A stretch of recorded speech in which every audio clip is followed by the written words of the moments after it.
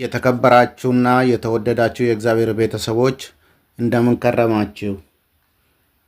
ዛሬ የአርባ ጾም አራተኛ ሳምንት ምን እንደሚባልና ስሙ ማን እንደሆነ በተመለከተ አንድ አጭር ቪዲዮ ይዤ መጥቻለሁና ቪዲዮውን ላይክ እና ሼር በማድረግ እንድትጀምሩና በቪዲዮው መጨረሻ ላይ የተሰማችሁን አስተያየት በኮሜንት እንድታሳውቁን አደራ ማለትን እፈልጋለሁ። ለቻናሉ አዲስ የሆናችሁ የእንረዳ ቲዩብን ሰብስክራይብ በማድረግ የደወል ምልክቷን ይጫኑ ዘንድ መልእክቴ ነው። የአርባ ጾም አራተኛ ሳምንት መጻጉዕ። መጻጉዕ ማን ነው? የስሙ ስያሜስ ምንድን ነው? ጌታችን አምላካችንና መድኃኒታችን ኢየሱስ ክርስቶስ ደዌያነ ሥጋን በተአምራት ደዌያነ ነፍስን በትምህርት የማዳኑ ጉዳይ ጎልቶ ከሚነገርባቸው ጊዜያቶች አንዱ ይህ መጻጉዕ የተሰኘው ሳምንት ነው። መጻጉዕ ማለት በሽተኛ ማለት ነው። አምላካችን በአጭር ቁመት በጠባብ ደረት ተወስኖ በዚች ምድር ሲመላለስ ከደዌ ዳኛ ከአልጋ ቁራኛ የገላገላቸው መሆኑን የሚያስረዱ የምስክርነት ቃሎች የሚሰሙበት ጊዜ ቅዱስ ያሬድ መጻጉዕ በመባል ጠርቶታል። በአንድ አገር ለ38 ዓመታት በአልጋ ላይ ሰውነቱ ልምሻ ሆኖ ታሞ የነበረ ሰው ዘመዶቹ ሁሉ ከሕመሙ ጊዜ ረዥምነት የተነሳ እየሰለቹ የማስታመሙን ነገር ችላ እያሉ ጥለውት ባሉበት ጊዜ ጌታችን በአካባቢው ለማስተማር ሲዘዋወር አይቶ ለረዥም ጊዜያቶች የተጎዳ መሆኑን አይቶ መዳን ትወዳለህን ብሎ እንደጠየቀውና እሱም ብቻውን ስለሆነና የሚረዳው ማንም እንደሌለውና በቤተ ሳይዳ መጠመቂያ ጸበል አጠገብ ተኝቶ እንዳለ ውሃን በመንፈስ በምናወጥበት ጊዜ ወደ ጸበሉ የሚያስገባ እንደሌለው ነገረው። በመጻጉዕ ሳምንት የሚሰበከው ምስባክ እግዚአብሔር ይረዶ ውስጥ አረት ሕማሙ ወይመይጥሎቱ ኩሉ ምስካቤሁ እምደዌሁ አንሰ ኢብ እግዚኦ ተስሃለኒ የሚለው ሲሆን በመዝሙር 40 ላይ የሚገኘውን ይህንን ቃል ዲያቆኑ ከፍ ባለ ዜማ ከሰበከ በኋላ በዮሐንስ ወንጌል ምዕራፍ 5 ላይ ያለው ይነበባል፣ ይተረጎማል።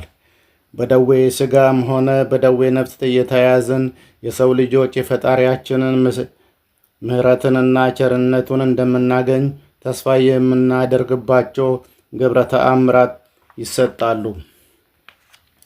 ጌታችን መጻጉዕን በጸበሉ ዳር ባገኘው ጊዜ እርሱ የሁሉ መድኃኒት በመሆኑ ወዲያው ተነስተ አልጋን ተሸክመ ሂድ ስለው ድኖ አልጋውን ተሸክሞ ሄደ። አይሁድ ማን አልጋውን ተሸክመ ሂድ እንዲሄድ እንደፈቀዱለት ቢጠይቁት ለጊዜው ጌታችንን ባያውቀውም በሌላ ጊዜ ጌታችን ሲያገኘው እነሆ ድነሃል፣ ግን ከዚህ የባሰ ፈተና እንዳያገኝህ ዳግመኛ እንዳትበድል እወቅ የተባለውን ዘንግቶ ለአይሁድ ሊጠቁመው ሮጦ እንደሄደና እንዳሰበውም ነገራቸው። እነሱም ሊያሳድዱት ሊገሉትም ይህ ነበር። ከዚህ የፈውስ ታሪክ ሁለት ቁም ነገሮችን እንማራለን።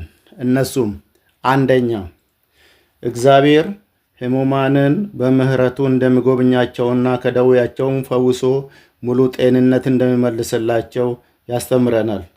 ከታሪኩ እንደተመለከትነው 38 ዓመት የተኛውን ከደዌው ከእናቱ ማኅፀን ያለ ዓይን የተወለደውን ከዓይነ ስውርነት 12 ዓመት ደም ሲፈሳት የነበረችዋን ከሕመሟ ከሞተ 4 ቀን የሆነውን አልዓዛርን ከሞት እንዳነሳው የመሳሰሉት ጌታ ካደረጋቸው ተአምራቶች ዋና ዋናዎቹና ጥቂቶቹ ሲሆኑ እምነታችን ካለንና እግዚአብሔርን ከፈለግን እሱ ሊያድነን እንደሚችል ያስተምረናል። ሁለተኛ፣ የዳነ ሰውም ያዳነው አምላኩን በማወቅ ውለታውን በሃይማኖት ጸንቶ በደግ ሥራ መመለስ ይገባዋል። በመጻጉዕ ታሪክ ግን የምናገኘው እንደዚህ አይደለም።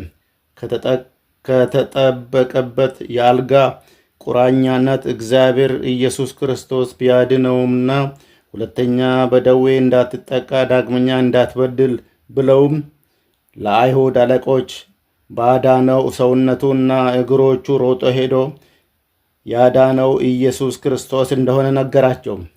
በዛም ጊዜ ምስክር የሆነበት ዘንድ እነሆ ድነሃል፣ ከዚህ የሚብስ እንዳይደርስብህ ሌላ ኃጢአት አትስራ በማለት ያዳነውን በመክሰስ አሳልፎ ሰጠው። የሰውየውን ማንነት ስንመለከት ልቡ ያልዳነ ያዳነውን ሊረዳ ያልቻለና ክፉና ደጉን ማገናዘብ የተሳነው ሰው መሆኑን እንረዳለን። ዛሬስ እግዚአብሔር ላደረገልንና ለሚያደርግልን መልካም ሥራዎች ሁሉ ተገቢውንና መልካም ምላሽ የምንሰጥ ስንቶቻችን ነን? ለመቀበልስ ዝግጁነት ያለን ስንቶቻችን ነን? የዛሬን በዚሁ አበቃው። ሳምንት በሌላ ቪዲዮ እስከምንገናኝ ቸር ሰንብቱልኝ። ጾሙን የኃጢአት መደምሰሻና የመንግሥተ ሰማያት መውረሻ ያድርግልን። የጻድቃን አባቶቻችን ጸሎቶቻቸውና ሀብተ ረድኤቶቻቸው ይደርብን። በስብሐት ለእግዚአብሔር ወለወላዲቱ ድንግል ወለመስቀሉ ክቡር። ይቆየን።